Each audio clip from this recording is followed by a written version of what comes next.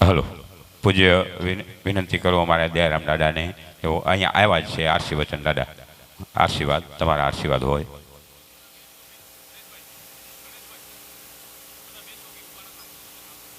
થોડી વાર માટે બેસજો બાપા, બહેનો માતાઓ વડીલો ભાઈઓ બધા થોડી વાર માટે બેસી જજો. તસ્મૈ છે ગુરુવે નમઃ. વાંઢિયા ગામે ભાગવત ભગવાનનું કાર્ય એમાં વ્યાસપીઠ ઉપર બિરાજમાન મહારાજ શ્રી, તમામ બ્રહ્મદેવતાઓ, સંતો, ભાઈઓ, બહેનો, માતાઓ, અમે ઘરાણાથી આવ્યા. નજીક સમાચાર મળ્યા કે આ ગામમાં આ જ પરિવારમાં રામાભાઈ જે નામ હોય એ દેવલોક પામ્યા છે અને સત્યનું કાર્ય, ભગવાન ભાગવતનું કાર્ય નિર્માણ થઈ ગયેલો હોય તો એના ગુણગાન ગાવા જ જોઈએ.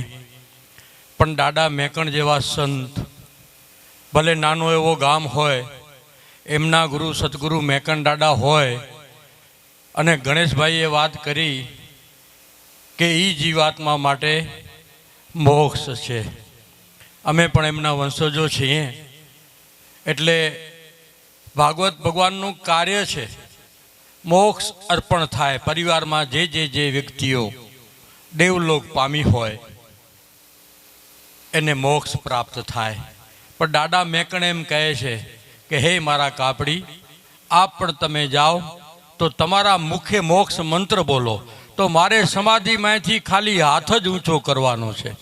એટલે એ જીવાત્માને હું પણ એક દાદા મેકણ એનો મોક્ષ મંત્ર અર્પણ કરું. હરિહરિ રામચંદ્રજી ઓચરે, હિન્દુવા ગુરુ સેવા સદ્ધર્મ ઓચરે, આદ જુગા દે સીતાપતિ સમરે, ભગત કાજ વડા રાજા નરસંગ નામ ધરે, કામ ક્રોધ જોગ માર્ગે સીજે, ગોપી ગોપાલ પ્રતિવાલ ગોવર્ધન કર ધરે, વાસુદેવ દેવકી નંદ જશોદા નંદ કુબજા પણ કરે, નાથ નાથણકાર કંસમાર વેદવાણી સો વણંતા, તત તારણ રામ નામ અનેક સંતો ધરે, મચકોરમ વારા સબ ગુરુ, દાનવને ઘરે 10-12 અવતાર અમરીક કાજ કરે, અપરમ દેવ કરો સેવ, શરણે રાખો હરશંકર, જનમણ ન દેજો વિનંતી સાંભળો ગોપીવર, કિરત કરી હેર કરણ, દેવ સેવા દીજે દામોદર, આ દંતે ઈશ્વરંતરયામી इति श्री कथा अनुपम परंपार, तंत्र मंत्र सार सीखे, कंठे सांभळे ते नर नारी उतरे भव पार. 24 नाम मणुस्तुति संपूर्ण छे, त्रिकाले मध्यांते सध्याकाले प्रभाते भणंते गुणंते सुणंते, मोक्ष मुक्ति फल पामंते, पाप न लोभंते पुण्य हारंते, नाथजी चरण पादुकाय नमः, गुरु भय लालू जसराज कापड़ीए नमः. સતગુરુ મેકણ દાડો એ જીવાત્માને મોક્ષ અર્પણ કરે. અને આ કથા બાળા પરિવાર, વાલજીભાઈ ગોવિંદજી પરિવાર, એમને પણ સતગુરુ મેકણ દાડો આશીર્વાદ અર્પણ કરે અને સંસારમય જીવનની અંદર, કારણ કે એમને આશીર્વાદ અર્પણ કરવા જોઈએ. કાપડીનું બાનો છે, દાડો મેકણે એમ કહી ગયા છે કે હે મારા કાપડી, તમારે તો ખાલી મુખથી બોલવાનું છે, તમારી નીતિ ધર્મ એ સત્ય છે, તો મારે તો સમાધિમાંથી હાથ જ ઊંચો કરવાનો છે. એટલે દાદા મેકણને હું વિનંતી કરું એ આ બાળા પરિવારને સતગુરુ મેકણ દાડો આશીર્વાદ અર્પણ કરે.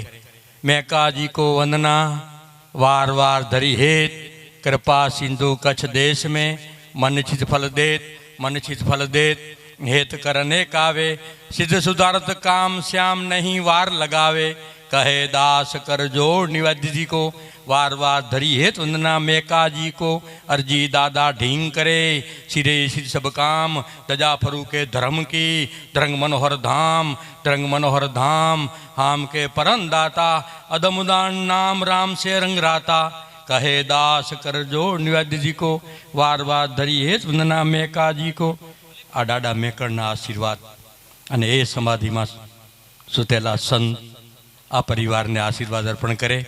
સાથે માનો સમય છે, કારણ કે પરિવારની વૃદ્ધિ એના હાથમાં છે. પરિવારના આશીર્વાદ દેવા, કારણ કે આપણે તમામ નરનારી બેઠેલા છીએ, માની કુખમાંથી આપણો જન્મ થયેલો છે, તો એના આશીર્વાદ પણ લેવા જરૂરી છે. કે વિઘ્ન સ્વરૂપ સાધે માય આસણ વાસણ પાસ રહે, रिद्धि सिद्धि से मेड़ाप, शक्ति चाले 14 कड़ी, तरण मंत्र का ताप, काया राखण कापड़ी, ईश्वर राखे आप, सोजो सब नर जाण्यो, जाण्या तब जाण्या नहीं, पंडित घर प्रभात, फरसु राम फरवरिया, मेवा शर्मा लोहारगढ़ थाप्यो, आशा पूरा उगार, माई पुरसावन कापड़ी कियो पैदास, लो रक्षा पिरारे पास, लो रक्षा मंत सबड़ भरया, नव नाथ सी 84 में बैठ कर लालू जसराज कापड़ी का माँ शक्ति ना आशीर्वाद जय देवात्मा पाम्या छे. ई परिवार ने पण सतगुरु मेकण दाडो माँ शक्ति आशीर्वाद अर्पण करे. आ बाळा परिवार कथाना मुख्य यजमान एमणे पण संसार में जीवन नी अंदर सुख अने शांति अर्पे एवी शुभ भावना साथे जेटला नरनारी बैठेला छे, जेनामां जीव छे, जीव अने शिव एक छे. दाडो मेकणे एम समजावे छे, नाम ईश्वरनुं छे, जीवथी नाम जपाय, नाम तो ईश्वरनुं छे. एटले दाडो मेकणे एम कहे छे, जीना में जोखो नथीए, जीना में जय जयकार, जिनी नरनारी जीव से नाम जप्या, मैकण कहे लंगी थया पार. ये तमाम जीवात्मानो जेटला जीवात्माओ बैठेला छे ई नाम ने अमारा प्रणाम साथे जय जी नाम. सच्चिदानंद रूपाय विश्वोत्पत्त्यादि हेतवे तापत्रय विनाशाय श्री कृष्णाय वयम नमः. અહીં મંડપમાં ઉપસ્થિત પરબ્રહ્મ પરમાત્મા શ્રી કૃષ્ણનું વાણીમય સ્વરૂપ એટલે શ્રીમદ ભાગવત વ્યાસાસન પર બિરાજમાન પરમ આદરણીય પરમ શ્રદ્ધેય પૂજ્ય અજય પ્રસાદજી ગોર, અમારા પરમ સ્નેહી ભાઈ શ્રી મનસુખભાઈ, અહીં ઉપસ્થિત ધ્રંગ લોડાઈથી પધારેલ પૂજ્યપાદ સંતો, અન્ય ઉપસ્થિત વિપ્રવૃંદ, ગંધર્વવૃંદ, આપ સૌ માતાઓ, બહેનો, વડીલો, આપ સૌના હૃદયમાં બેઠેલ પરમ કૃપાળુ પરમાત્માને હું વંદન કરું. આશીર્વચન આપવાનું કહ્યું તો આ જગ્યા એવી છે કે આ ભાગવતનું માંડવું એવું છે કે જ્યાં માણસ છે ને કાંક મેળવવા જતો હોય. આ માંડવાની અંદર સામાન્યમાં સામાન્ય જીવ હોય, કદાચ પાપી હોય, ભગવાનનું નામ કાને ન સાંભળ્યું હોય, આવો જીવ પણ જો આ મંડપની નીચે આવી જતો હોય અને એનું કલ્યાણ થતું હોય તો આ જગ્યાએ માત્ર ગ્રહણ કરવાની જગ્યા છે. ભાગવત કે ભાગવત વિશે શું કહેવું કે ભાગવતના ખાલી શ્રવણથી પણ મનુષ્યના જે જન્મો જન્માંતરના પાપ હોય એ નાશ પામી જાય. અને એની સાક્ષી સ્વયં ભાગવત પૂરે. ભાગવતના શ્લોકમાં લખ્યું છે કે એકમ ભાગવતીમ વાર્તા મુક્તિદાને ન ગર્જતી, જે મુક્તિ આપવાની ગર્જના કરે છે એવી આ ભાગવત. એનું મંગલમય આયોજન આ બાળા પરિવારે કર્યું. એ બાળા પરિવારના પિતૃઓનો તો ઉદ્ધાર થઈ જ ગયો, કારણ કે અત્યારે કલિયુગ છે, માણસને માણસ માટે સમય નથી હોતો, માણસ માણસથી દિવસા દિવસ દૂર થતો જાય. પણ આવા કલિયુગમાં આખો પરિવાર ભેગો થઈ અને એમ વિચારતો હોય કે મારે મારા પિતૃનો ઉદ્ધાર કરવો, તો આવો જ્યારે વિચાર આવે ને ત્યારે જ એના પિતૃનો ઉદ્ધાર થઈ જતો હોય છે. આ ભાગવત એ માત્ર હવે આપણા આત્મકલ્યાણ માટે છે. બધાને ખબર છે કે રામ શું કરી ગયા, કૃષ્ણ શું કરી ગયા, નરસિંહ ભગવાને પ્રગટ થઈને હિરણ્યકશ્યપુને માર્યો, આ બધાય કથાને જાણો છો. પણ હવે સમય એવો આવી ગયો છે કે કથા આપણાને કાંઈક માર્ગ ચીંધી રહી છે કે એ માર્ગ ઉપર આપણે હાલીએ તો આપણું કલ્યાણ થાય. પરમ પૂજ્ય અજય પ્રસાદજી પોતાની ભાવ વિભોર શૈલીમાં ખૂબ સરસ રીતે રસપાન કરાવી રહ્યા છે. અહીંયા આવ્યા પછી જાણ થઈ તો પરિવારમાં એક દુઃખદ પ્રસંગ બની ગયો. પણ હું તો એમ કહું કે કદાચ આ પરિવાર માટે દુઃખદ પ્રસંગ હશે પણ એ જીવ માટે તો એક આનંદનો પ્રસંગ હશે. કારણ કે જીવનું સ્થાન સીધું ભગવાનના ચરણમાં હોય છે. અજય પ્રસાદજીએ વાત કરી ને કે અંતકાલે યા મતિ શા ગતિ, તો અંતકાળે જીવ રામ રામ સાંભળતા ગયો હોય ને તો જીવનો રામના ધામમાં જ વાસ હોય, એમાં કોઈ શંકાનું સ્થાન નથી. કારણ કે આ કલિયુગમાં જો માણસનું કાનેથી એક વખત રામ નામ શબ્દ પડી જતો હોય અને પાપી એવા પાપી જીવનો ઉદ્ધાર થઈ જાય. ભાગવતમાં જ કથા આવી હતી કે અજામિલ અંત સમયે ખાલી ભગવાન નારાયણનું પોતાના પુત્ર ભાવથી નામ લેતો હોય અને તરી જાય તો આ જીવાત્માનો તો પરમ લોકમાં વાસ હશે. વિશેષમાં બાળા પરિવારને ખૂબ ખૂબ અંતરના આશીર્વાદ. દિવસા દિવસ આ ભગવાનની કથા એમના પરિવારમાં ભક્તિ, શાંતિ અને સુખની પ્રાપ્તિ કરાવે. હું મારી વાણીને વિરમું છું. ઓમ શાંતિ. બોલો કૃષ્ણ કનૈયા લાલ કી જય.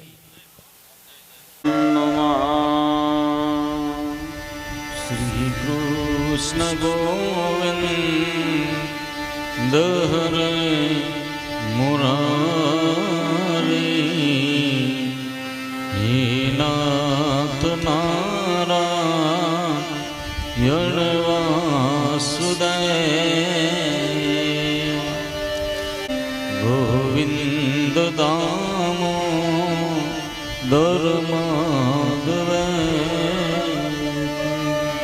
બોલે ગજાનન ગણપતિ મહારાજ કી જય, હનુમાનજી મહારાજ કી જય, બાલકૃષ્ણ લાલ કી જય, રામચંદ્ર ભગવાન કી જય,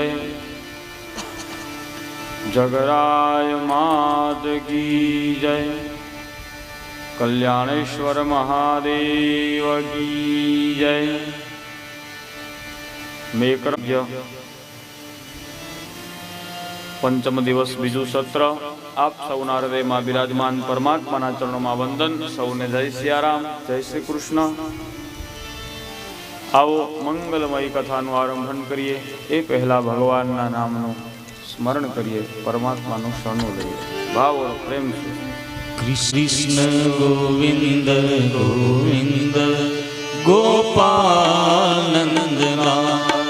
કૃષ્ણ ગોવિંદ ગોવિંદ ગોપાલનંદના, કૃષ્ણ ગોવિંદ ગોવિંદ ગોપાલનંદના.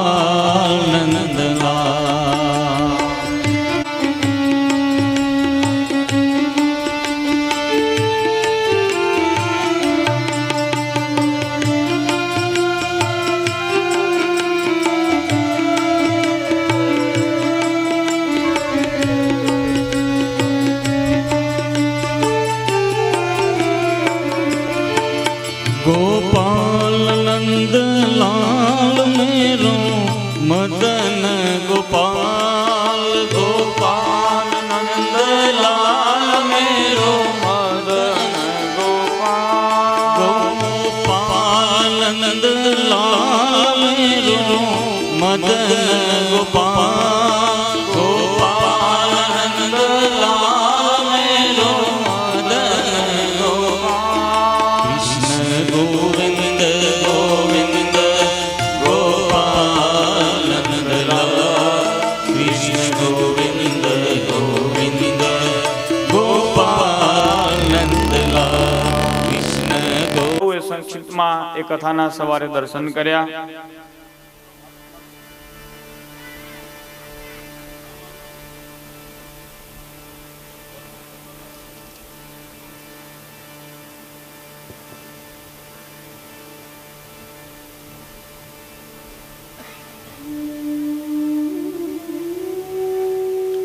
આઠમની મધ્યરાત્રિએ ભગવાને ગોકુળમાં પધરામણા કર્યા. નોમના દિવસે સવારે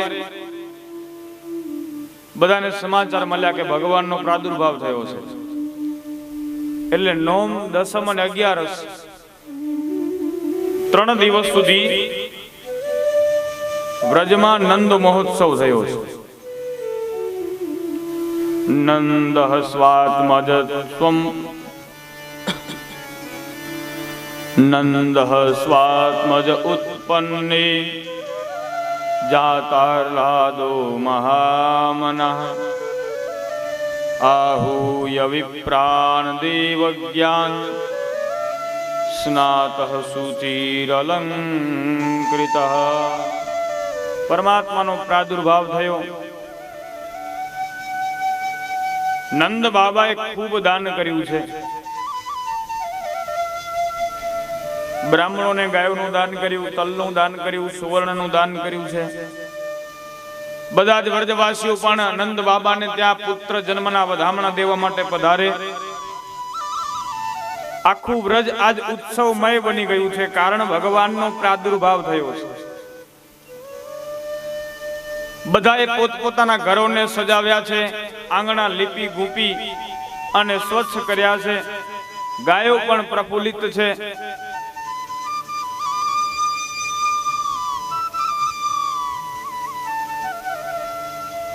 સમગ્ર વ્રજનું વાતાવરણ દીપી ઉઠ્યું છે. પરમાત્માનો પ્રાદુર્ભાવ થયો છે. વ્રજવાસીઓ છે એ મહોત્સવ પ્રિય છે મહારાજ. જે આનંદ પ્રિય જીવ હોય એની સમીપે જ પરમાત્મા જાય છે. અને પરમાત્માનો પ્રાદુર્ભાવ થાય એટલે આનંદની પ્રાપ્તિ થાય. જ્યાં સુધી જીવને પરમાત્માનો અહેસાસ નથી થતો ત્યાં સુધી એ આનંદને પ્રાપ્ત નથી કરી શકતો. પરમાત્માનું સ્વરૂપ આનંદમય છે. સચ્ચિદાનંદ રૂપાય સતચિત અને આનંદ સ્વરૂપ છે ભગવાન. વ્રજવાસીઓએ 3 દિવસ સુધી નંદ મહોત્સવ ઉજવ્યો. બધા જ દેવતાઓને સમાચાર મળ્યા કે ભગવાને પૃથ્વી ઉપર જન્મ ધારણ કર્યો. એટલે બધા જ દેવતાઓ ભગવાનના એ બાલ સ્વરૂપના દર્શન માટે આવે છે. શંકર ભગવાન પણ ભગવાનના દર્શન માટે ગોકુળમાં પધારે. નોમ, દસમ, 11 3 દિવસ નંદ મહોત્સવ ચાલ્યો અને પછી 12ના દિવસે કૈલાસપતિ ભગવાન મહાદેવ વ્રજમાં બાલકૃષ્ણ ભગવાનના દર્શન માટે આવે છે. અંગ વિભૂતિ ગલે રુંડમાલા શેષનાગ લિપટાયો ભાકો તિલક ભાલ ચંદ્રમા ઘર ઘર અલખ જગાયો. આખા શરીર ઉપર ભસ્મ ચોડી, ગળામાં રુદ્રાક્ષની માળાઓ ધારણ કરી, સર્પોને ધારણ કરી, પોતાના સંપૂર્ણતઃ સમુદાય સાથે ભગવાન મહાદેવે વ્રજ તરફ પ્રયાણ કર્યું છે. ભગવાનના દર્શન કરવા છે. જ્યારે રામજીનું પ્રાદુર્ભાવ થયું, રામજીનું પ્રાગટ્ય થયું, ત્યારે અયોધ્યા નગરીમાં દશરથ રાજાને ત્યાં ભગવાન રામના બાલ સ્વરૂપના દર્શન કરવા માટે સૌથી પહેલા ભગવાન મહાદેવજી આવ્યા છે, એક નટનું સ્વરૂપ ધારણ કરી. અને આજે કને વ્રજમાં પણ ભગવાન મહાદેવ કૃષ્ણચંદ્ર ભગવાનના દર્શન માટે પધાર્યા છે.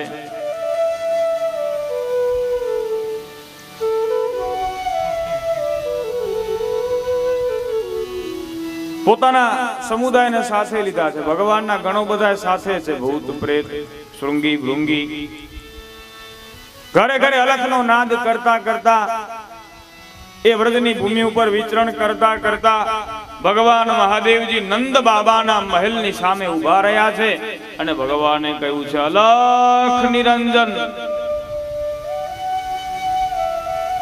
ભિક્ષા માંગવા માટે ભગવાન મહાદેવ આજે નંદ બાબાના ઘરે આવીને ઉભા રહી ગયા.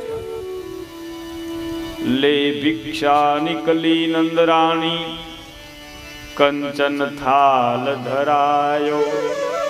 માં યશોદા બહુ રાજી થયા. મહાત્માજીના અમારે ત્યાં પધરામણા થયા. માં યશોદા દોડ્યા છે, સોનાનો થાળ લીધો, હીરા મોતી અનેક ઝવેરાતો એમાં ભરી અને બાબાજીની સામે ઉભા રહી ગયા અને કહ્યું કે લો મહારાજ ભિક્ષા.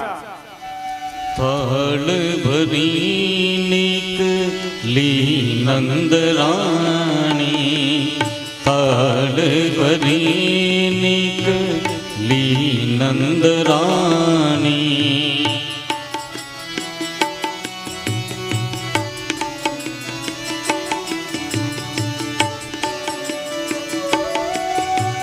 આલો મહારાજ ભિક્ષા.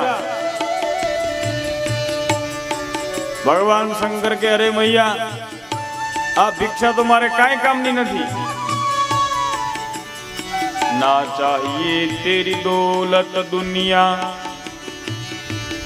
ના ચાહીએ તેરી દોલત મૈયા.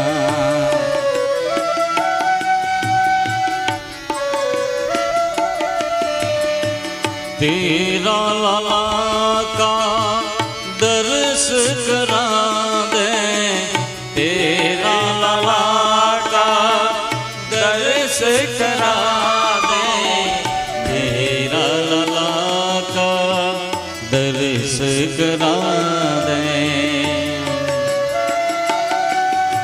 અરે માતા, આ સોનાના થાળ, આ ધન દોલત એ કઈ મારે નથી જોતું. હું આ ભિક્ષા લેવા માટે નથી આવ્યો. તો શું ભિક્ષા જોઈએ? તારા લાલાના દર્શન કરાવી દે. તારા લાલાના દર્શન માટે આવ્યો છું. માતા યશોદા કે અરે મહારાજ, મારો લાલો તો સૂતો છે. શુક્ર કરો ભગવાનનો, એ અત્યારે સૂતો છે. પણ કદાચ જાગતો હોત ને તોય મારા લાલાના દર્શન તમને ના કરાવત. બોલે કેમ? અરે મહારાજ, તમારો વેશ તો જુઓ. આખા શરીર ઉપર ભભૂતિ લગાવી છે, ગળામાં સર્પને ધારણ કર્યા છે. આપની સાથે જે આપના સેવકો આવ્યા છે એમના સ્વરૂપો તો જુઓ. આપ બધાને જોઈને મારો લાલો ડરી જાય, મારો લાલો ભયભીત થઈ જાય.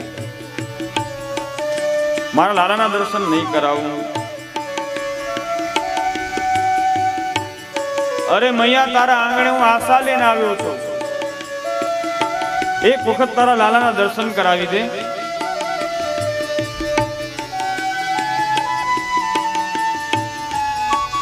એ નંદરાણીનું કેટલું પુણ્ય હશે. અખિલ બ્રહ્માંડનો માલિક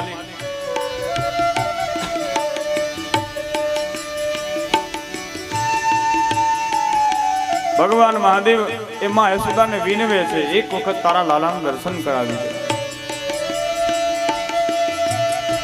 मैया तोर द्वारे बाला जोगी आयो, मैया तोर द्वारे बाला जोगी आयो.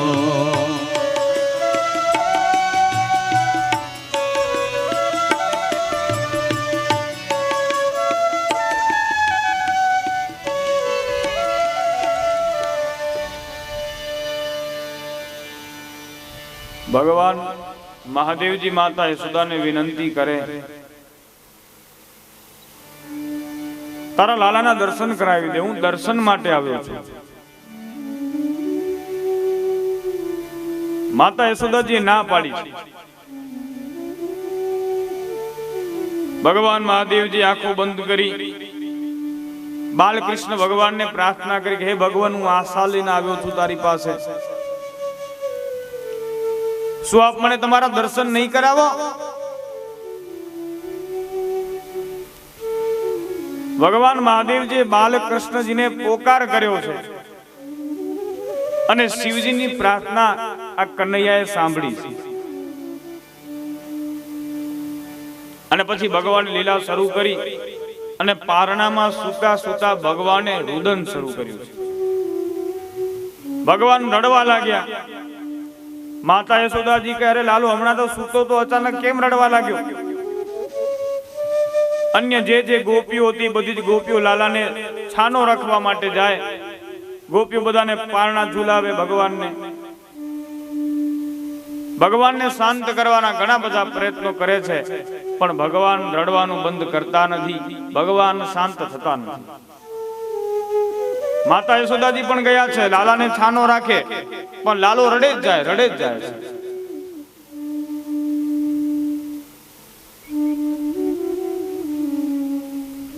માતા લાલાને પાન કરાવે તો લાલો દૂધ પણ પીતો નથી. માતા યશોદા વિચાર કરે લાલો હમણાં તો આરામથી સૂતો તો અચાનક કેમ રડવા લાગ્યો. કોઈ ગોપીએ કહ્યું આપણે ત્યાં પેલા જે બાબાજી આવ્યા છે ને મહાત્માજી, એમના હોઠ સામું તમે જોયું, ક્યારના આંખો બંધ કરીને હોઠ ફફડાવે છે, નક્કી એમણે કઈક મંત્ર માર્યો લાગે છે, આપણો લાલો એટલે રડે છે. હવે એમને કયો કે એમનો મંત્ર પાછો લઈ લે ને આપણો લાલો છાનો થાય.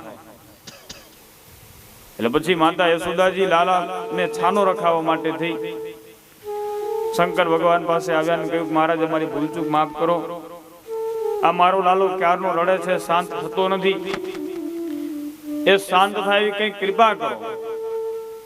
શંકર ભગવાન કહે છે એ લાલાના દર્શન કરાવો એટલે લાલાને હમણાં છાનો કરી દો.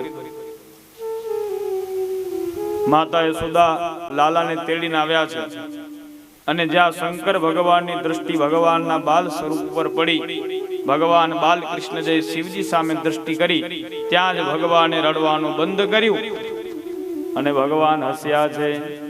હરિહર બે ભેગા થયા, હૈયે હરખ ન માય. હરખ ઉમડ્યો છે બે વચ્ચે. હરિ અને હર બે એક જ છે ને મહારાજ, આ તો ભગવાનમાં મેન તમે ભેદ કર્યા. હરિહર બેઉ એક છે, અંતર નવદરસો, એવા ભોળા બુદરને ભજતા ભવસાગર તરસો. ઓમ હર હર હર મહાદેવ. હરિ અને હર બેઉ એક છે. આજે નંદ બાબાના આંગણે હરિહર બેઉ ભેગા થયા અને હૈયે હરખ ન માય. બને એકબીજા સામું જોઈ અને મલકાયા છે. ભગવાન મહાદેવજી બાલકૃષ્ણજીના દર્શનની આશા લઈને આવેલા. ભગવાને મહાદેવજીને એ આશાને પૂર્ણ કરી એટલે શંકર ભગવાનનું એક નામ પડ્યું છે આશેશ્વર. બોલી આશેશ્વર મહાદેવ કી. આજે પણ વ્રજમાં એ નંદ ભુવનની સમીપે આશેશ્વર મહાદેવનું મંદિર આવેલું છે વૃંદાવનમાં. માતા યશોદાજી વિચાર કરે કે જોયું લાલો કેવો છાનો થઈ ગયો, પેલા કેટલું બધું રડતો હતો, મેં લાલાને શાંત કરવાનો પ્રયત્ન કર્યો, લાલો શાંત થયો નહીં. આ બધી ગોપીઓએ પણ લાલાને શાંત કરવાના પ્રયત્નો કર્યા, લાલો શાંત થયો નહીં. પણ આ બાબાજીએ જેવી એની ઉપર દ્રષ્ટિ કરી તુરત જ લાલો શાંત થઈ ગયો. નક્કી આ મહાત્માજી કોઈક ચમત્કારી લાગે છે. પછી માતા યશોદાજીને લાલાનું ભવિષ્ય જોડાવાની ઈચ્છા છે. એમને થયું કે આવા ચમત્કારી મહાત્માજી આપણા આંગણે આવ્યા છે, તેનો લાભ લઈ લેવો જોઈએ. યશોદાજીએ શંકર ભગવાનને કહ્યું બાબા તમને ભવિષ્ય જોતા આવડે? શંકર ભગવાન કે હા આવડે ને, અમે તો ત્રિકાલ જ્ઞાની છીએ. તો મારા લાલાનું જ્યોતિષ તમે જોઈ દેશો? શંકર ભગવાન કે હા જોઈ દઈએ ને. તો મારા લાલાનું જ્યોતિષ જોઈ આપો ને. શંકર ભગવાન કે એમ ના જોઈ આપો, એ લાલાને તમારે મારા ખોડામાં આપવો પડે. હવે મારી થોડીક ઉંમર થઈ છે, આંખો થોડીક નબળી પડી ગઈ છે, એ લાલો તમારા ખોડામાં હોય તો મારી દ્રષ્ટિ બરોબર એના હસ્તની રેખાઓ ઉપર પહોંચે નહીં, એના કપાળની રેખાઓ બધી બરોબર મને દેખાય નહીં. મારે ને નજીકથી જોવું પડે તો એનું જ્યોતિષ બરોબર વાંચી શકું. હવે માતા યશોદાજી તો હવે તો ભગવાન ઉપર પૂર્ણતા વિશ્વાસ આવી ગયેલો. બાલકૃષ્ણજીને ભગવાન મહાદેવજીના હાથમાં સોંપ્યા છે માતા યશોદાએ.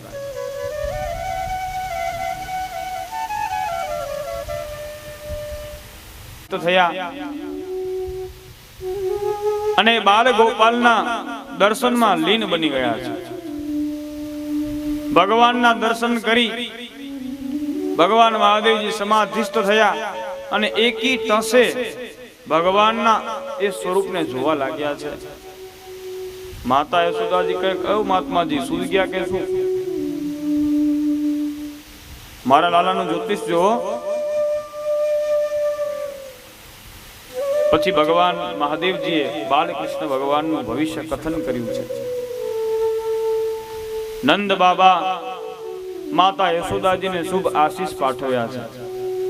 નંદ બાબાએ શંકર ભગવાનની પૂજા કરી અને પછી ભગવાન મહાદેવ ગોકુળમાંથી વિદાયમાન થયા. બારસના દિવસે ભગવાન આવ્યા શંકર બાલકૃષ્ણના દર્શન માટે. પછી ત્રયોદશી તેરસના દિવસે નંદ બાબાએ વિચાર કર્યો કે આપણે બધા પુત્ર જન્મના મહોત્સવમાં મગ્ન હતા, એટલે મથુરા નગરીમાં કંસને કર આપવા માટે જવાયું નથી. આપણે બધા હવે મથુરા નગરીમાં જવું જોઈએ, કંસને કર આપવું જોઈએ. એટલે પછી નંદ બાબા એમના જે વ્રજના મુખ્ય ગોવાળો છે એમને સાથે લઈ અને મથુરા નગરીમાં કંસને ત્યાં કર આપવા માટે રવાના થાય. આ બાજુ કંસે પોતાની સભા બોલાવી, પોતાના બધા જ મિત્રોને એકઠા કર્યા અને ચર્ચા કરી કે પેલી જે બાળકી હતી એને આકાશમાં ઉડીને આકાશવાણી કરેલી કે તને મારવા વાળો તો કોઈ બીજી જગ્યાએ અવતરી ચૂક્યો છે, બીજી જગ્યાએ પહોંચી ગયો છે. એનો મતલબ કે આજુબાજુમાં નજીકમાં જ ક્યાંક મારો કાળ છુપાયેલો છે. એટલે કંસે પોતાના બધા જ અનુચરોને આજ્ઞા આપી કે આજુબાજુમાં ક્યાંય પણ કોઈ નાના બાળકનો જન્મ થયો હોય તો એ બાળકને મારી નાખે.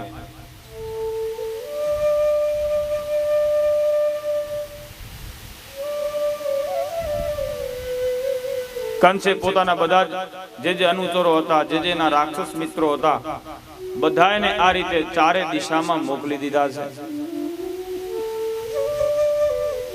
આ બાજુ નંદ બાબા મથુરા પધાર્યા. કંસની રાજસભામાં જઈ અને નંદ બાબાએ એમનું કર ચૂકવ્યું છે. એ કર ચૂકવ્યું ઉપરાંત 5 અમૂલ્ય રત્નો નંદ બાબાએ કંસને વધારે ભેટ કર્યા.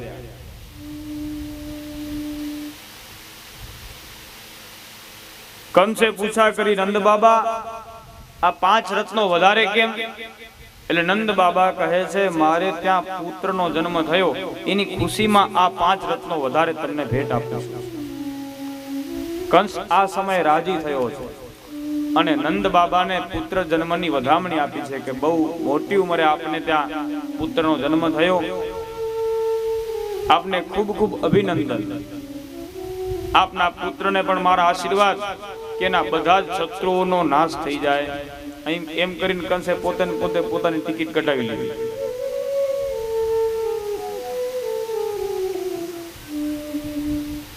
પછી સંતો તો કહે છે કે નંદ બાબા અને કંસ વચ્ચે પણ સારી એવી મિત્રતા હતી અને પુત્ર જન્મના સમાચાર મળ્યા ને એટલે કંસ પોતે પણ બાલકૃષ્ણ ભગવાનને ભેટ આપવા માટે, જબલું દેવા માટે આવેલો વ્રજમાં. આપણે ત્યાં પ્રથા છે ને, કોઈને ત્યાં બાળકનો જન્મ થાય એટલે જબલું દેવા જઈએ, એને ભેટ આપીએ, વસ્ત્રો આપીએ.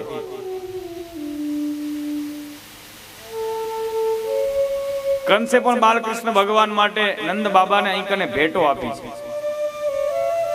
વસુદેવજીને સમાચાર મળ્યા કે નંદ બાબા અહીંકને આવ્યા છે મથુરામાં. નંદ બાબાને મળવા માટે વસુદેવ આવ્યા. બંને મિત્રો વચ્ચે ચર્ચા થઈ. વસુદેવજી પૂછા કરી, મારો પુત્ર આપને ત્યાં અવતરે છે, બરોબર તો છે ને? કયો પુત્ર? બલરામજી. રોહિણીજી નંદ બાબાને ત્યાં હતા અને એમને ત્યાં પુત્રનો જન્મ થયેલો જે બલરામ તરીકે વિખ્યાત થયા. એ પુત્રના ખબર અંતર પૂછ્યા અને નંદ બાબાને પુત્ર જન્મની વધામણી પણ વસુદેવે આપી છે. વસુદેવજી અહીં કને નંદ બાબાને ઠપકો આપ્યો કે આપને ત્યાં પુત્રનો જન્મ થયો અને મને ખુશ ખબર પણ તમે આપતા નથી. નંદ બાબા કહે, ખુશ ખબર આપવા પણ કઈ રીતે આપવા? આપ આટલા બધા દુખી છો. આપના 6 પુત્રોની કંસે હત્યા કરી. 7મું સંતાન જે અવતરવાનું હતું એ ગર્ભમાં જ ત્રવી ગયો. 8મી તો બાળકી આપને ત્યાં અવતરી હતી, એનો પણ કંસે વધ કર્યો. આપ આટલા બધા દુખી હો તો મારે આપની સમક્ષ મારા સુખની વાત કઈ રીતે કરવી?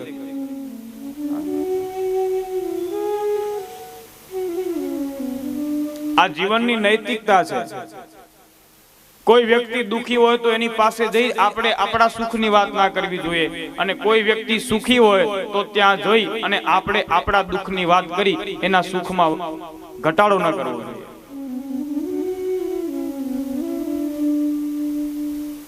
નંદ બાબા અતિ સમજુ છે, પરમ જ્ઞાની છે. પોતે પોતાના સુખની વાત કરતા નથી વસુદેવજી પાસે, અને વસુદેવજી પોતે પોતાના દુઃખની વાત નંદ બાબા પાસે નથી કરતા. પછી વસુદેવજીએ નંદ બાબાને કહ્યું કે નંદજી, હવે આપે જલ્દી સત્વરે વ્રજ તરફ પ્રયાણ કરવું જોઈએ, કારણ કે કંસે જે બાળ હત્યાઓ આરંભેલી એ વાતની જાણ વસુદેવને હતી. એટલે વસુદેવજીને ખ્યાલ કે નંદ બાબાને ત્યાં પણ પુત્રનો જન્મ થયો છે, એટલે એને ત્યાં પણ જરૂર કંસના કોઈને કોઈ અનુચરો છે પહોંચશે, અને નંદ બાબાના અને મારા પુત્રને નુકસાન પહોંચાડશે. અને જ્યારે જ્યારે વ્રજમાં રાક્ષસોએ આક્રમણ કર્યું, પૂતના હોય, તૃણાવત હોય, સક્ષાસુર હોય, ત્યારે ત્યારે નંદ બાબા ત્યાં કને હાજર નહોતા.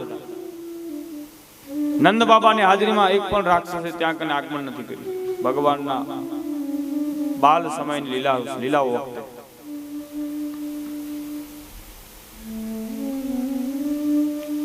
વસુદેવજીને બધી જ વાતનો ખ્યાલ છે કે કંસે પોતાના અનુચરોને ચારે દિશાઓમાં મોકલ્યા છે. એટલે નંદ બાબાને ચેતવણી આપતા કહ્યું કે નંદજી, હવે આપણે બહુ જલ્દી વ્રજમાં જવું જોઈએ. મને એવું લાગે છે કે વ્રજની અંદર કંઈક ઉત્પાતો થવાના છે.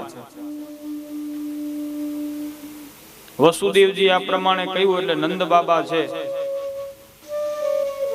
એ ભગવાનનું સ્મરણ કરતા કરતા મથુરામાંથી વ્રજ તરફ પ્રયાણ કરે છે.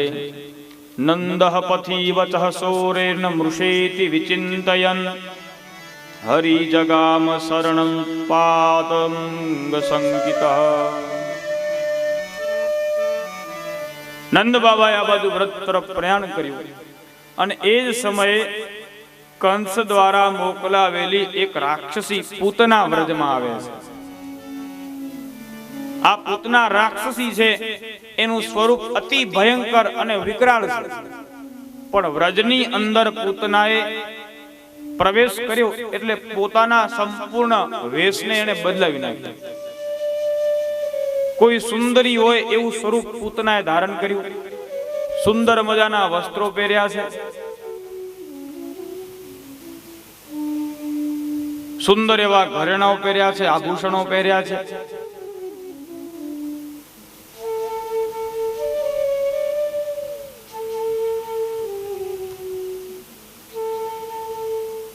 અત્યંત સુશોભિત લાગે છે પૂતના છે. એને જોઈ અને કોઈ એમ ન કહે કે આ રાક્ષસી હશે. બધાને એમ જ થાય કે આ તો વૈકુંઠમાંથી લક્ષ્મીજી પૃથ્વી ઉપર અવતરી પડ્યા.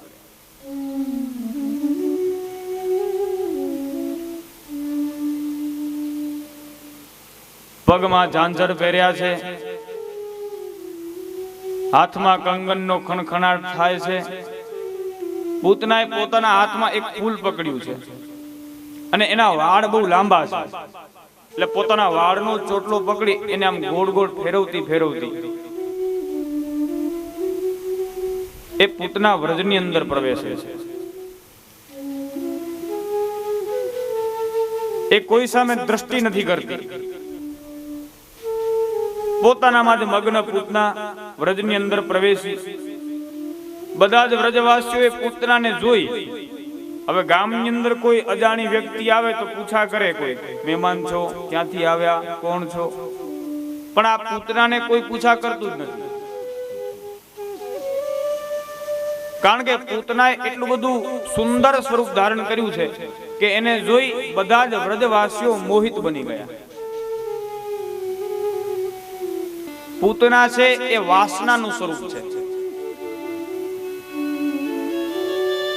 વાસનાને જોઈ અને જીવ માત્ર મોહિત થઈ જાય છે. એ વાસનામાં ગ્રસ્ત બની જાય છે, મુક્ત બની જાય છે.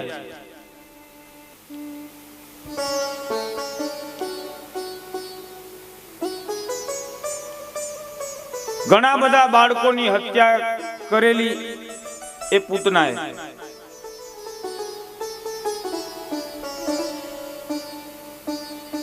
જ્યાં જ્યાં નાના બાળકોનો જન્મ થયો હોય, નાના નાના બાળકો હોય, એ બાળકોના ઘરે પૂતના જતી અને ત્યાં જઈ અને પૂતના એ બાળકોને ઝેર પાઈને મારી નાખતી.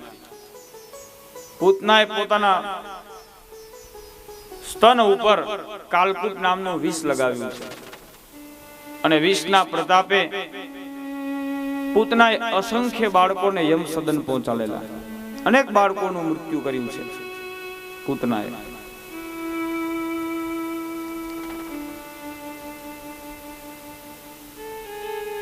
ઘરે ઘરે વિચરણ કરતી કરતી એ પૂતના નંદ ભુવનમાં આવી પહોંચી છે.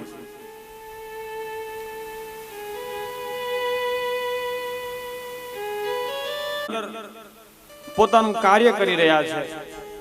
ભગવાન બાલકૃષ્ણજી પારણામાં સૂતા છે અને પૂતનાનું નંદાલયમાં આગમન થયું.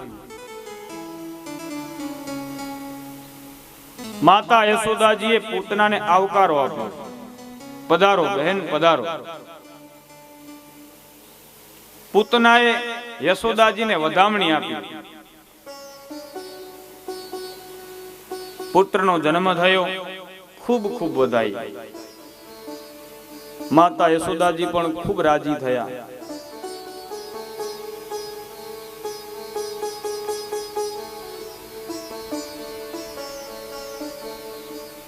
માતા યશોદા તે સમયે કંઈક કામમાં પરોવાયેલા, એટલે પૂતનાને કહ્યું થોડી વાર તમે અહીં કને બેસો, હું હમણાં જ મારું કામ પતાવીને આપની પાસે આવું. માતા યશોદા અને પૂતનાએ મેળાવો કરવાનો બહુ જાજો સમય એમને મળ્યો નહીં. જો થોડી વાર બેઠા હોત, વાતચીત કરત તો ઓળખાણ નીકળત. યશોદાજી પૂછત કે કોણ તમે, કયા ગામથી આવ્યા, પણ યશોદાજીને આવું કંઈ પૂછવાનો સમય મળ્યો નથી. ખાલી એટલું કહ્યું તમે થોડી વાર બેસો, હું હમણાં આવું. એટલે પૂતનાએ કહ્યું તમે આવો ત્યાં સુધી હું લાલાને રમાડું. માતા યશોદાજી કે હા રમાડો લાલાને, હું હમણાં આવું. એમ કહીને યશોદાજી ઘરની અંદર ચાલ્યા ગયા. પૂતનાને તો જોઈતું તું જડી ગયું. એ ઊભી થઈ. ભગવાન બાલકૃષ્ણજી પારણામાં સૂતા હતા. ભગવાન નિંદ્રાધીન નથી, કેવલ પારણાની અંદર બિરાજમાન છે. ભગવાન જાગે છે અને પૂતનાએ ધીરે ધીરે એ પારણા તરફ પ્રયાણ કર્યું. ભગવાન બાલકૃષ્ણએ પૂતનાને પોતાની નજીક આવતી જોઈ, એટલે પૂતનાને જોઈને ભગવાને આંખો બંધ કરી દીધી. ભગવાને આંખો બંધ કરી. શા માટે બંધ કરી? વિદ્વાનો એના પણ મત બતાવ્યા. ભગવાન વિચાર કરે પૂતના છે એ અવિદ્યા છે, અને અવિદ્યા ઉપર જો ભગવાનની દ્રષ્ટિ પડે તેનો નાશ થઈ જાય. અવિદ્યા ક્યાં સુધી છે આપણી પાસે? જ્યાં સુધી ભગવાનની કૃપા આપણા ઉપર ઉતરી નથી. ભગવાનની કૃપા ઉતરે એટલે સંતનું સાનિધ્ય મળે. સંતનું સાનિધ્ય મળે એટલે આપણી પાસે જે અજ્ઞાન હોય, અવિદ્યા હોય, એ દૂર થઈ જાય અને આપણને વિદ્યાની પ્રાપ્તિ થાય. ભગવાનની દ્રષ્ટિ પડતા જ અવિદ્યા દૂર થઈ જાય છે, અવિદ્યાનો નાશ થઈ જાય છે. ભગવાને વિચાર કર્યો કે હું જો અવિદ્યા ઉપર દ્રષ્ટિ કરીશ તો તુરત જ આ પુત્રનો નાશ થઈ જશે, પછી મારે તે લીલા કરવી છે, લીલા થશે નહીં. એટલે ભગવાને આંખો બંધ કરી દીધી. મળતી નથી. પૂર્વનું કંઈક પુણ્ય હોય તો મુક્તિ મળે. એટલે ભગવાને આંખો બંધ કરીને જરાક વિચાર કર્યો આના પહેલાના પૂર્વના જન્મમાં આનું એવું કયું કર્મ છે કે આજે આને મારું સાનિધ્ય મળ્યું અને આજે આને મુક્તિ મળવાની છે. એટલે જોવા માટે થઈને ભગવાને આંખો બંધ કરી. કોઈ કહે ભગવાને વિચાર કર્યો કે આ પુત્રને સૂર્ય અથવા ચંદ્રલોકમાં મૂકી દો, જેથી કરી એ ત્યાં કને શાંતિમય જીવન પસાર કરે. હવે સૂર્ય અને ચંદ્ર ભગવાનના નેત્રો છે. ભગવાને વિચાર કર્યો પૂતનાને સૂર્યલોક અથવા ચંદ્રલોકમાં મૂકવાનો, તો સૂર્યલોક ને ચંદ્રલોકના બેના અધિષ્ઠાતા સૂર્ય દેવતા અને ચંદ્ર દેવતા બંને પોતાના દરવાજા બંધ કરી દીધા કે આવી પૂતના રાક્ષસી અમારે નથી જોતી, અમારે ત્યાં ભગવાન આને તમે મોકલતા નહીં. તો કોઈ કહે ભગવાને એટલા માટે આંખો બંધ કરી પૂતનાને આવતી જોઈ અને ભગવાને વિચાર કર્યો કે આ પૂતના મને ઝેર પાવા માટે આવી છે અને હું વ્રજમાં આવ્યો છું માખણ ખાવા માટે, દૂધ પીવા માટે, છાશ પીવા માટે, દહીં ખાવા માટે. આ દહીં, દૂધ, ઘી, માખણ, છાશ આ બધું તો દૂરની વાત છે. સૌથી પહેલું તો મને અહીંયા કને ઝેર મળ્યું. હવે ઝેર પીવું એ કઈ મારું તો કામ છે નહીં. ઝેર તો શંકર ભગવાન પીવે, મારા ઈષ્ટ છે તે. એટલે શંકર ભગવાનને યાદ કરવા માટે થઈ, શંકર ભગવાનને પ્રાર્થના કરવા માટે થઈ અને ભગવાનને આંખો બંધ કરી. આંખો બંધ કરીને શંકર ભગવાનને કહ્યું કે હે ભગવાન, આ રાક્ષસી મને ઝેર પાવા માટે આવી છે. હવે ઝેર તો હું પચાવી શકીશ નહીં, એટલે ઝેર પીવા માટે તમે પધારો અને એની પાસે જે દૂધ છે એ દૂધ પીશ. ભગવાન મહાદેવજીને યાદ કરવા માટે થઈ અને ભગવાને આંખો બંધ કરી. પૂતના ભગવાનના પારણા પાસે આવી. પારણામાંથી ભગવાનને ઉચક્યા, પારણાની બાજુમાં બેઠી, ભગવાનને ખોડામાં લીધા અને પોતાનું પયોધર ભગવાનના મુખમાં મૂક્યું. એ પયોમંડલ ઉપર ઝેર લગાવેલું છે. પૂતના વિચાર કરે કે આ ઝેરનો સ્પર્શ થતા જ બાળક મૃત્યુ પામશે. પોતાનું પયોધર ભગવાનના મુખમાં મૂક્યું અને ભગવાનને પૂતના પયપાન કરાવવા લાગી, સ્તનપાન કરાવવા લાગી. ભગવાને પહેલા તો પૂતનાના સ્તન ઉપર જે ઝેર લગાવેલું હતું એ ઝેર પીધું, ઝેરનું પાન કર્યું. પછી ભગવાને દૂધનું પાન કર્યું, દૂધનું પાન કર્યું. પછી ભગવાને પૂતનાના પ્રાણો પીવાનું શરૂ કર્યું. ભગવાન પૂતનાના પ્રાણો ચૂસવા લાગ્યા એટલે પૂતના આકુળ વ્યાકુળ બની ગઈ. એ નીચે બેઠી હતી, ઊભી થઈ ગઈ. ઘરમાં આમથી આમ દોડવા લાગી અને કહેવા લાગી કે છોડી દે મને, છોડી દે મને, છોડી દે મને. ઘણી બધી વાર સુધી ઘરમાં આમથી આમ દોડે છે. પછી પૂતના પોતાનું જે બનાવટી સ્વરૂપ હતું એને જાળવી શકી નહીં અને પોતાના મૂળ રાક્ષસી સ્વરૂપમાં આવી ગઈ, અત્યંત વિકરાળ સ્વરૂપ. અને પછી એ પૂતના આકાશમાં ઉડવા લાગી, આકાશમાં ઉડવા લાગી, મથુરા તરફ ભાગવા લાગી અને પોતાની જાતને કન્યાથી છોડાવે છે અને કહે છે છોડી દે, છોડી દે, છોડી દે. ભગવાન કહે મને પકડતા આવડે છે, છોડતા નથી આવડતું. ભગવાને પૂતનાના બધા જ પ્રાણોનું ખેંચન કરી લીધું. પૂતનાનો દેહ નિષ્પ્રાણ થયો એટલે આકાશમાં ઉડતી પૂતના છે એ ધડામ કરી નીચે પડી. પૂતના નીચે પડી એટલે એનો અવાજ એટલો બધો ભયંકર થયો કે આખી આખી એ વ્રજની ભૂમિ છે, વ્રજની જે ધરા છે એ ધ્રુજવા લાગી. માતા યશોદાજી પણ ગભરાઈ ગયા, અન્ય ગોવાળિયાઓ પણ ગભરાઈ ગયા, બધા ભયભીત થઈ ગયા. અરે રે, આ શેનો અવાજ થયો? બધા દોડતા દોડતા એ વ્રજની સમીપે જે જગ્યાએ પૂતનાનો દેહ પડેલો ત્યાં કને આવ્યા છે. પૂતના તો નિષ્પ્રાણ થઈ ગયેલી. વિશાળ કાય પૂતનાનું શરીર નીચે પડ્યું અને ભગવાન પૂતનાના વક્ષસ્થળ ઉપર રમતા હતા. માતા યશોદાજી, અન્ય ગોપીઓ, અન્ય ગોવાળો બધા અહીં કને આવ્યા અને આ રાક્ષસી પૂતનાના શરીર ઉપર ભગવાન બાલકૃષ્ણને રમતા દીઠા એટલે બધા ગભરાઈ ગયા. ભગવાનને આ જગ્યાએ જોઈને માતા યશોદા તો બેભાન જ થઈ ગયા. અન્ય ગોપીઓ પૂતનાના શરીર પાસે આવી અને એ પૂતનાના વક્ષસ્થળ ઉપરથી ભગવાનને ઉપાડ્યા છે. એ બધી જ ગોપીઓ ભગવાનને ત્યાંથી લઈ માતા યશોદાજી પાસે આવી. યશોદાજીને કહ્યું છે કે માં, ચિંતા ન કરો, આપણો લાલો બરોબર છે.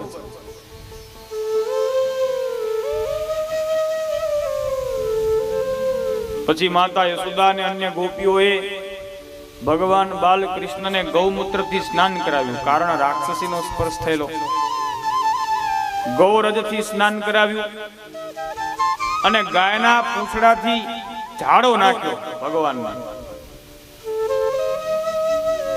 અને ગોવિંદ સુરક્ષા કવચનો પાઠ કર્યો. કોઈ પણ બાળક હોય, રડતું હોય, નાના બાળકને વારે ઘડી નજર લાગી જતી હોય, કોઈનો દ્રષ્ટિ દોષ લાગુ પડતો હોય, બાળક ખાતો ન હોય, વારે ઘડી બીમાર રહેતો હોય, તો એના માટે અહીં કને ભાગવતમાં ગોવિંદ સુરક્ષા કવચ બતાવ્યું છે. એનો પાઠ કરવો જોઈએ. ગૌમૂત્રથી એ બાળકને સ્નાન કરાવવું જોઈએ, ગૌરજથી એ બાળકને સ્નાન કરાવવું જોઈએ, અને ગાયના પૂંછથી ઝાડો નાખવો જોઈએ. આ એક વિધાન છે. બાકી અન્ય કોઈ જગ્યાએ ઝાડા ના ખાવાનું કે કોઈ વાતને હું માન્યતા નથી આપતો. બાકી ગાયના પૂંછથી બાળકને ઝાડો નાખવો જોઈએ. આપણા ભાગવતની વાત છે. અને અહીં કને ભગવાનના 12 નામો બતાવ્યા છે. 12 નામોનો પાઠ કરી અને બાળકના જે જે જુદા જુદા અંગો છે એ અંગો ઉપર ભગવાનને સ્થાપિત કરવા જોઈએ. પ્રાર્થના કરી જોઈએ કે હે ભગવાન, તમે અમારા બાળકના આ અંગની રક્ષા કરજો. હે અજ ભગવાન, તમે મારા બાળકના ચરણોનું રક્ષણ કરજો. મણિમાન ભગવાન, એ બાળકના બંને ઢીચલોની રક્ષા કરજો. યજ્ઞ ભગવાન, એ બાળકના બંને શાસ્ત્રોની રક્ષા કરજો. હયગીરી ભગવાન, પેટની. આ રીતે જુદા જુદા ભગવાનના નામો બતાવ્યા છે. એ નામોનું સ્મરણ કરી અને બાળકને માટે સુરક્ષા કવચ તૈયાર કરવું જોઈએ. આ વિધિ કરવામાં આવે તો એ બાળકને કોઈ પણ જાતની તકલીફ લાગુ પડતી નથી. વારે ઘડી બીમાર પડતો તો બીમારી પણ દૂર થઈ જાય. અને આ પ્રયત્નો આ ખતરા પાછા અમે કરેલા છે. ગત અઠવાડિયે મારી કથા અહીંયા કને ચાલુ હતી, નાની બરાબર તે સમય જ ખતરો કરેલો. આપણે જે અહીંયા ગાય છે ને હાર્મોનિયમ ઉપર, હિમાંશુભાઈ, એમનો દીકરો છે 3 વર્ષનો. એ દીકરો બીમાર પડી ગયેલો, દવાખાને દાખલ હતો, હોસ્પિટલમાં દાખલ હતો. અમે કથામાં હતા. 3 દિવસ દવાખાનામાં દાખલ રહ્યો, પણ એને તાવ આવી ગયેલો. તાવમાં કોઈ ફરક જ નહોતો પડતો. દવા ચાલુ હોય, ડોક્ટર બાટલો ચડાવે ત્યાં સુધી તાવ મટી જાય, પછી વળી પાછી હતી એને સ્થિતિ. પછી તો કથા પૂરી થઈ લે ભાઈ, પણ ત્યાં જલ્દી નીકળી ગયા. અને એ દીકરાની તબિયત બહુ ખરાબ હતી. પછી રાત્રિના સમયે એમણે મને ફોન કર્યો. મેં એમને ફોન કરેલો, કેમ બરોબર પહોંચી ગયા? મને કે પહોંચી તો ગયો, પણ હજી છોકરાની તબિયત એમને એમ છે, એને કાંઈ ફરક પડતો નથી. એટલે મેં કીધું એક કામ કરો, દવાખાને તેને પાછો ઘરે લઈ આવો, બીજું કાંઈ કરવું નથી. આપણે બધા ભાગવતજીના આશરે છીએ, તો ભાગવતજી કહે છે એમ કરાય. એટલે પછી એમને મેં આ વિધિ કીધી કે આ વિધિ કરો, અને એમણે કરી. એ 3 દી દવાખાનામાં દાખલ રહ્યો. જે છોકરાને તાવ નહોતો ઉતરતો ને, આ વિધિ કરવાથી પછી બીજી વખત એને દવા લેવાની જરૂર નથી પડી. એનો તાવ ઉતરી ગયો, એની તબિયત સારી થઈ ગઈ. હમણાં જ ગયા અઠવાડિયાની જ વાત છે. આ તો બધા શ્રદ્ધાના વિષયો છે મારા.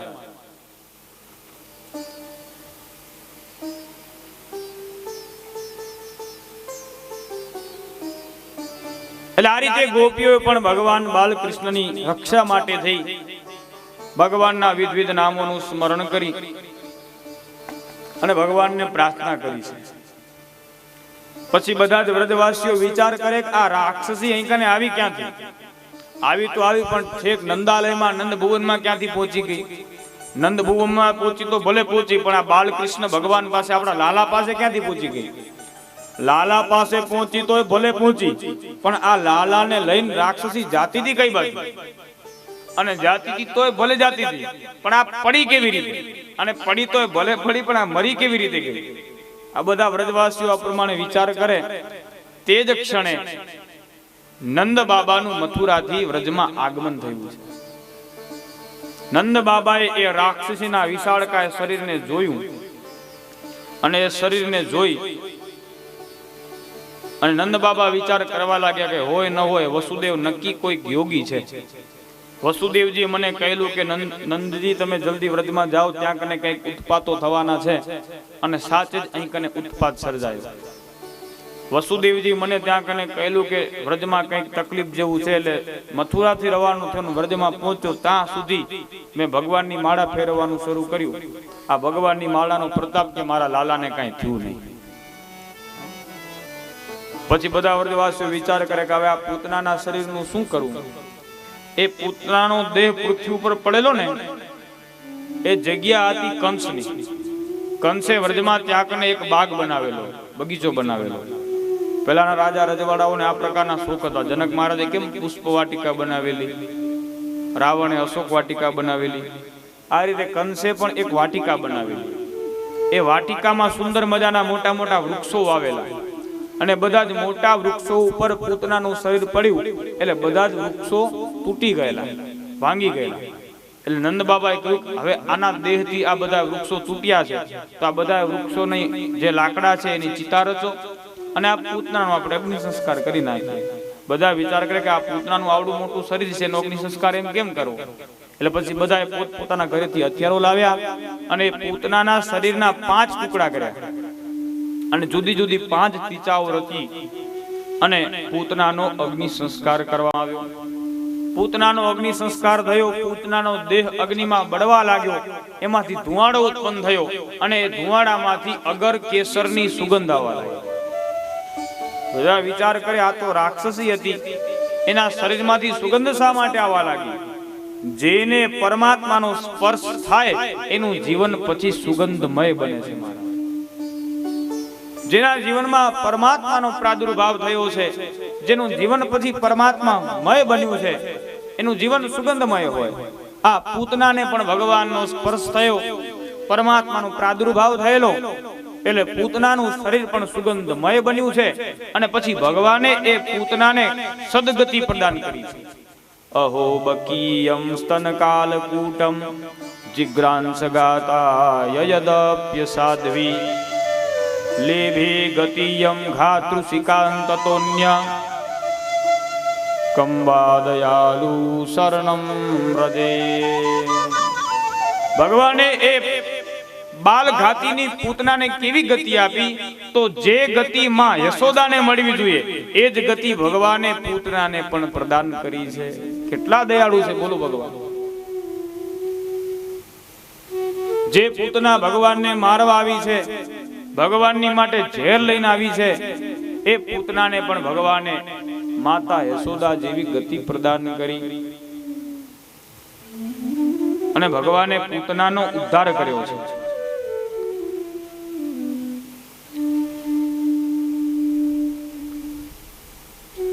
પૂતનાના દેહનો અગ્નિ સંસ્કાર કરી અને બધા જ વ્રજવાસીઓ પોત પોતાના ઘરે પરત ફર્યા છે.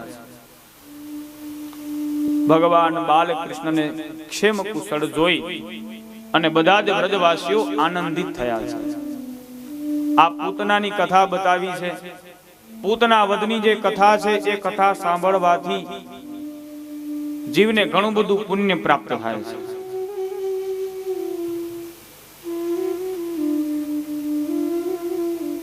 પૂતના વધની કથા જે જીવ સાંભળે એ જીવને પરમાત્માની ભક્તિ પ્રદાન થાય છે. ભાગવતમાં ઘણી બધી કથાઓ એવી બતાવી છે જે કથાઓનું ફલ કથન કહ્યું છે, પણ કૃષ્ણ ચરિત્રમાં કેવલ 2 જ કથા આવી છે કે એ કથાનું ફલ કથન કહ્યું છે. આ કથા તમે સાંભળો એટલે આ પુણ્ય તો તમને અવશ્ય પ્રાપ્ત થાય જ. એક પૂતનાવધની કથા, એ પૂતનાવધની કથા સાંભળો એટલે તમને ભગવાન પ્રત્યે ભક્તિ પ્રાપ્ત થાય. અને બીજી રાસ પંચાધ્યાયી, ભગવાને જે રાસલીલા કરેલી એ રાસલીલાની કથા જીવ સાંભળે તો એ જીવને કામ વાસનાઓમાંથી, વિષયોમાંથી મુક્તિ મળે છે. સુખદેવજીએ સ્પષ્ટતાથી અડગતાપૂર્વક કહ્યું છે કે આ 2 ફળ જો જીવ શ્રદ્ધાપૂર્વક આ કથાઓ સાંભળે તો અવશ્ય એને પ્રાપ્ત થાય છે. એ બધા ઝાડવાઓને તોડી નાખ્યા. પરિણામે લોમસ ઋષિ ક્રોધિત થયા અને એ ઉત્કચ રાક્ષસને શ્રાપ આપ્યો કે તું દેહ રહિત થઈ જા, તારું શરીર રહેશે જ નહીં.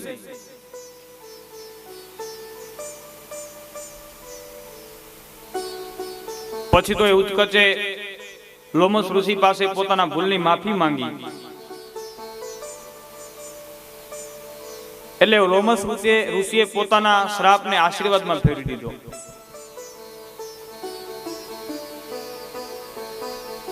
અને કહ્યું કે તું દેહ રહિત તો થઈ જઈશ, પણ જ્યારે ભગવાન શ્રી કૃષ્ણના ચરણનો તને સ્પર્શ થશે એટલે તરત જ તને એ રાક્ષસ સ્વરૂપમાંથી મુક્તિ મળી જશે.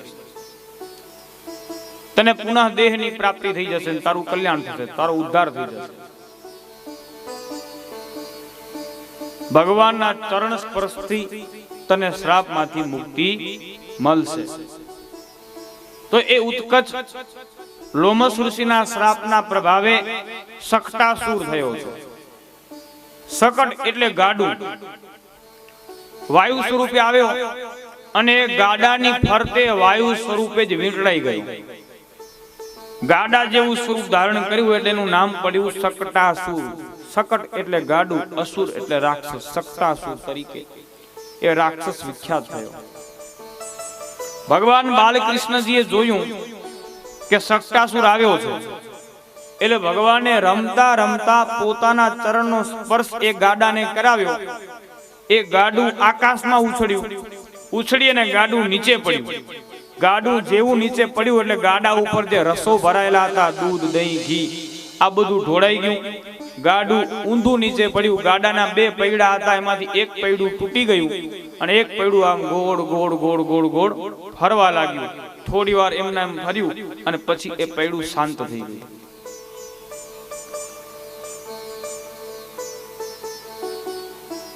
આ રીતે ભગવાને એ શકટાસુરનો વધ કર્યો. ગાડું ઉરડીને નીચે પડ્યું, ભયંકર શબ્દ થયો. એ અવાજ સાંભળી બધા જ વ્રજવાસીઓ દોડતા દોડતા અહીં કને આવ્યા. માતા યશોદાજીએ લાલાને તેડી લીધો. બધા વ્રજવાસીઓ વિચાર કરવા લાગ્યા, કઈ કને પવન નથી વાયો, વાવાઝોડું આવ્યું નથી, તો પછી આ ગાડું અચાનક આવી રીતે ઉરડીને નીચે કેમ પડ્યું? ત્યાં કને જે ગોપ બાળકો રમતા હતા એમણે કહ્યું કે આ લાલાએ લાત મારી અને ગાડાને ઊંધું ફગાવી દીધું. બધા વ્રજવાસીઓ વિચાર કરે, એમ કઈ થોડું ગાડું ઉરડે આ નાનકડા બાળકની લાતથી? એ શક્ય નથી.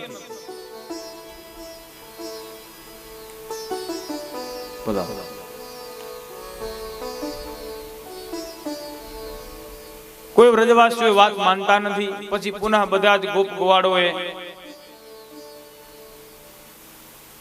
ભગવાન બાલકૃષ્ણને ગૌમૂત્રથી સ્નાન કરાવ્યું, ગોરજથી સ્નાન કરાવ્યું. ભગવાનના નામોનું સ્મરણ કરી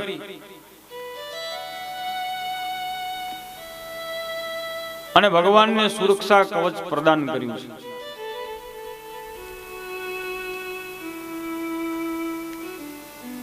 અને ભગવાને એ શકટાસુરનો ઉદ્ધાર કર્યો. ભગવાનનો ચરણ સ્પર્શ થવાથી એ શકટાસુરને મુક્તિ પ્રાપ્ત થઈ છે. ભગવાનની આ જે બાલ લીલાઓ છે, આ કથા છે, એ અતિ આધ્યાત્મિક કથા છે. આ કથા મને તમને શીખવે છે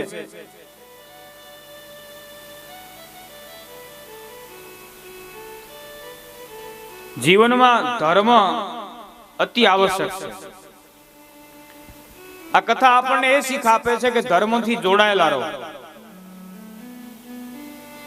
પેલું જે ગાડું હતું, જે શકટ હતો, એ ગાડું એટલે બીજું કોઈ ગાડું નહીં, પણ આપણું જીવન છે ને, જીવન એ એક પ્રકારનું ગાડું છે. આ જીવન રૂપી ગાડું. એ ગાડાના 2 પૈડા એટલે બીજા કોઈ પૈડા નહીં. જીવન રૂપી રથના, જીવન રૂપી ગાડાના 2 પૈડા છે, પતિ અને પત્ની. પતિ પત્નીએ પોતાના જીવન રૂપી ગાડામાં રસો ભરેલા છે. કયા રસો? તો વિષયો રૂપી રસો ભરેલા છે. માનવ દેહ છે તો એ માનવ દેહમાં ભોગ અને મોક્ષ 2 પ્રાપ્ત થઈ શકે. ભોગ પણ જરૂરી છે, મોક્ષ પણ જરૂરી છે. જીવન ભોગ પ્રધાન ન હોવું જોઈએ. કર્મયોગી ભાગયોગી જે પ્રાપ્ત થાય એ ભોગવતા રહીએ, પણ ભોગ પ્રધાન જીવન હોવું જોઈએ નહીં. જીવન મોક્ષ પ્રધાન હોવું જોઈએ, ધર્મ પ્રધાન હોવું જોઈએ. આ જે બળદગાડું હતું ને, એ બળદગાડામાં બળદિયા જોડેલા નહોતા. બળદ વગરનું ગાડું હતું. પતિ પત્નીના જીવન રૂપી ગાડામાં જો બળદિયા જોડેલા નહીં હોય ને, તો એને ભગવાનની લાત લાગશે અને આ બધા જ વિષયો રૂપી જે રસો છે, રસો બધા ઢોળાઈ જશે અને ગાડું તૂટી જશે. જો બળદ જોડેલા હશે તો લાત ખાવાનો સમય આવશે નહીં. આ જીવનરૂપી ગાડામાં પણ બળદ જોડવાના છે. કયા બળદ? તો કે ધર્મ અને કર્મ રૂપી બે બળદ આ ગાડામાં આપણે જોડવાના છે. ધર્મ વગરનું જીવન વ્યર્થ છે અને કર્મ વગર તો આપણે કોઈ રહી શકતા જ નથી. કર્મ તો બધાએ કરવું જ પડે છે, પણ એ કર્મ જો પરમાત્મામાં હશે, એ કર્મ ધર્મ માટે હશે, તો લાત ખાવાનો સમય આવશે નહીં.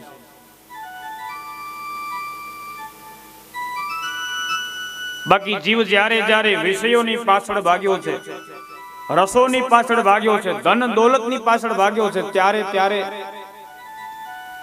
એને લાત ખાવાનો સમય આવ્યો છે. આપણે બોલીએ ને દોલત, દોલત એટલે સંપત્તિ. આ દોલત જ્યારે આવે ને ત્યારે પણ લાત મારીને આવે, ને આ દોલત જ્યારે આપણી પાસેથી જાય ને ત્યારે પણ લાત મારીને જાય. આ બે લત મારે છે સંપત્તિ છે ને આપણને, એટલે એનું નામ દોલત પડ્યું છે. દોલત એમને નથી કહેતા આપણે. આવે ત્યારે પણ લાત મારીને આવે અને જાય ને ત્યારે પણ લાત મારીને જ જાય છે. જીવન ધર્મ પ્રધાન હોવું જોઈએ.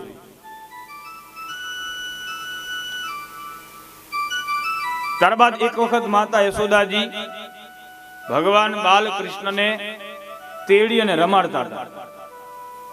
આપણે નાના બાળકને રમાડીએ ને, હાથમાં લઈને પછી આમ આકાશમાં ઉલાડીએ, વળી પાછું પકડી લઈએ, વળી આકાશમાં ઉલાડી, વળી પાછું પકડી લઈએ. માતા યશોદાજી આ રીતે લાલાને રમાડતા હતા. બાળકને તમે આ રીતે રમાડો એટલે બાળકને બહુ ગમે.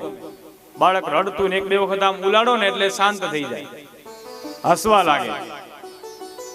માતા યશોદાજી પણ લાલાને આમ રમાડતા હતા. ભગવાનને બહુ મજા આવતી હતી. પણ યશોદાજી બિચારા કેટલી વખત રમાડી શકે? અંતે માતા યશોદાજી થાક્યા. પણ ભગવાનને હજુ પણ આકાશમાં ઉડવાની ઈચ્છા હતી, હજુ વધારે રમવાની ઈચ્છા હતી. પણ માતા થાક્યા, ભગવાને જોયું એટલે ભગવાને પછી પોતાની એ ઈચ્છાને દબાવી દીધી.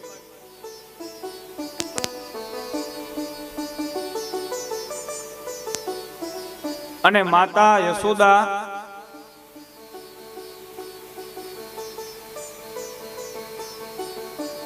એ લાલાને પોતાના ખોડામાં બેસાડી અને પયપાન કરાવવા લાગ્યા.